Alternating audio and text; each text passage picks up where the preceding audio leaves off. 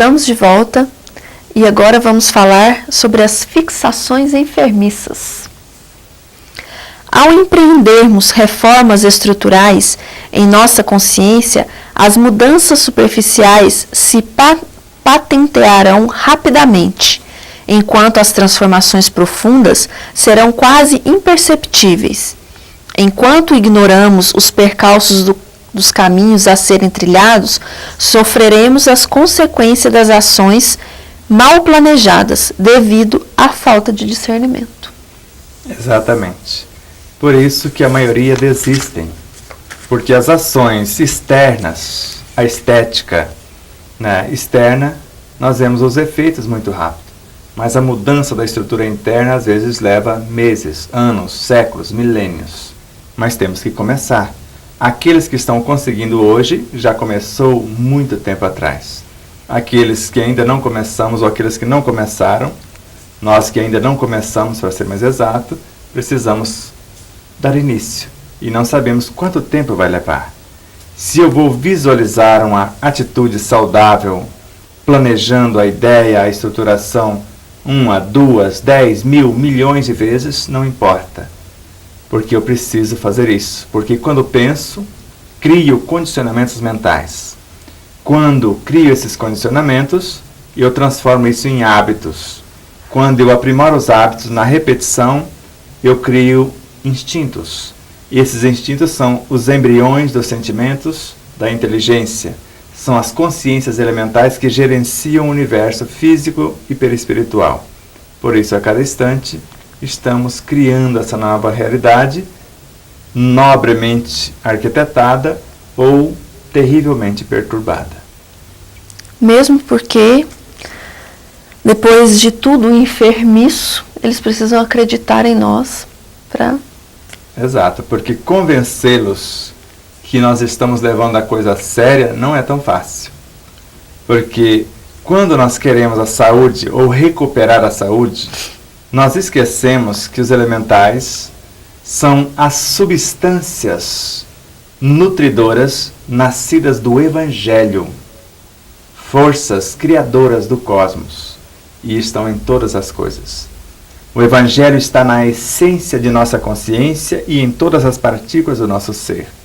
O Evangelho está na luz, está no ar, está no fogo, está na água, está em todo lugar. E todas as coisas têm o seu Evangelho. E quando nós queremos reestruturar o corpo biológico, mas não respeitamos os alimentos, será que vamos conseguir? Eu não consigo equilibrar o meu organismo agindo de forma grosseira, no sentido, eu não me alimento de proteína animal, mas odeio o ser humano que maltrata os animais. Será que funciona? O ser humano que ainda maltrata o animal, ele não entende que ele já foi um animal e está gravando no seu próprio DNA a necessidade de ser torturado de alguma forma lá mais na frente. Principalmente quando visitados por enfermidades terríveis, como nós já vimos acontecer. Por isso, precisamos repensar a cada segundo o nosso comportamento em relação a todas as coisas dentro e fora de nós. Então vamos lá, para mais um item. Da luz suprema à treva total e vice-versa. Temos o fluxo e o refluxo do sopro criador, através de seres incontáveis, escalonados em todos os tons do instinto, da inteligência, da razão, da humanidade e da angelitude, que modificam a energia divina, de acordo com a graduação do trabalho evolutivo, no meio em que se encontram. Cada degrau da vida está superlotado por milhões de criaturas. Milhões e milhões. Vamos tentar mensurar e imaginar o tamanho de uma consciência elemental na nascente? Vamos tentar.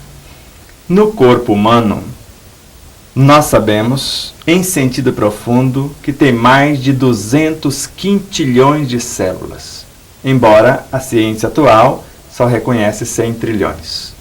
Mas vamos supor que seja só 100 trilhões de células. Tente imaginar 100 trilhões de consciências elementais em nós, gerenciando cada uma célula. Tente imaginar dentro de cada célula uma média de 280 milhões de consciências elementais menores gerenciando as moléculas. Tente imaginar dentro de uma molécula, na estrutura de uma célula sanguínea, mais ou menos 10 mil consciências elementais gerenciando a estrutura atômica, cada átomo. Tentemos imaginar o elemental que gerencia o universo subatômico, os elétrons, os fótons. Só para termos uma ideia, se o átomo de urânio tem 92 elétrons, tentemos imaginar um fóton que é milhões de vezes menor do que um elétron, e já é uma entidade viva, uma consciência elementar, uma força da natureza, dentro deste. Agora tente imaginar os elementos que deram origem a essa estrutura dessa luz, porque antes dela já existia outros, e está na própria codificação e em outras obras. Então eles que deram origem à estrutura da luz. E Bezerra de Menezes diz que tudo que existe, os reinos que conhecemos e os que desconhecemos, nasceram à base dessa luz, que são fótons na outra vertente, antes da matéria física. Para construirmos um milímetro linear de elétrons, já dizemos, 76 sextilhões. E se fosse usarmos os quântons, os quantas da energia luz, para construir, quanto seria? A matéria elementar, que dá origem à estrutura da luz, em forma de energia universal, ou na luz cósmica dos fótons cósmicos que vão gerar os leptons, os quarks, os bários, os mesons, os bósons de Higgs e assim por diante. Todo o universo subatômico. Tudo isso nasceu dessas consciências em todos os tons do mundo ou universo dos fluidos, dos instintos, das sensações, da razão, da inteligência, da humanidade, da angelitude. Somos nós, verdadeiros co-criadores com o Cristo no eterno arquiteto. Agora o nosso próximo item é no mínimo curioso. Vampirismo.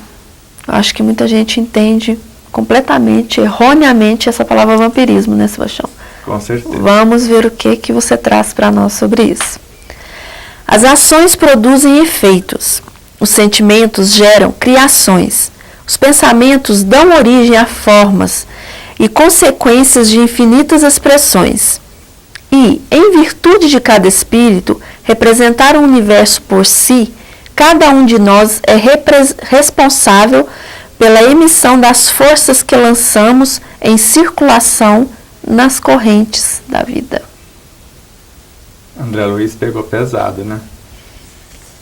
Pois é, quanto tempo surgiu a obra Missionários da Luz? O que ele entendia como vampirismo? Alguém que suga o sangue dos outros no sentido literal do termo, ou alguém que suga a energia dos outros sem fabricar a sua própria energia? E vamos ver ele dizendo o que causaria esses elementos chamados vampiros, que no caso são microelementos, consciências elementais que nós criamos com a mente. E nós vamos ver Ramatiz mostrando que um elemental, da estrutura de um elétron, um elemental primário, alimenta-se de outro, que é desvirtuado da sua trajetória harmônica. Mas vamos ver, o vampirismo é algo que existe fora de nós a nos perturbar, ou somos nós que criamos uma realidade interna, construímos esses elementos e podemos inundar o meio externo e alguém que está desatento ser contagiado, ou atrairmos também parceiros que estão sendo criados por outras mentes. Como se verificam os processos mórbidos de ascendência psíquica? Não resultam a afecção do assédio de forças exteriores? Em nosso domínio, como explicar a questão? É a viciação da personalidade espiritual que produz as criações vampirísticas ou estas que avassalam a alma, impondo-lhe certas enfermidades? Nessa última hipótese, poderíamos considerar a possibilidade do contágio? Ele disse, antes que haja esses elementos, precisa haver as matrizes, precisa haver algo que vai atraí-los. Allan Kardec já dizia que os maus pendores são piores do que os obsessores. Se eu não tenho algo em decomposição que atrai as moscas, segundo o exemplo que Allan Kardec coloca em A Gênese, como vou atrair?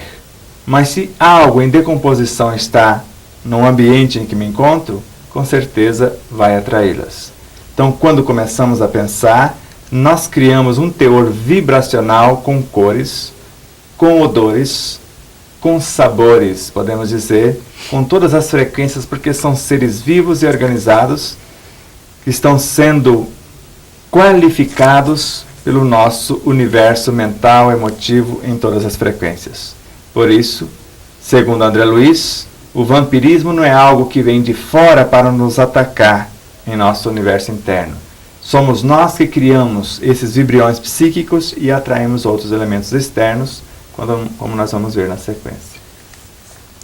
Então vamos sair para um breve intervalo e no próximo bloco aprofundaremos mais sobre esse assunto. Não saia daí, que voltamos já já.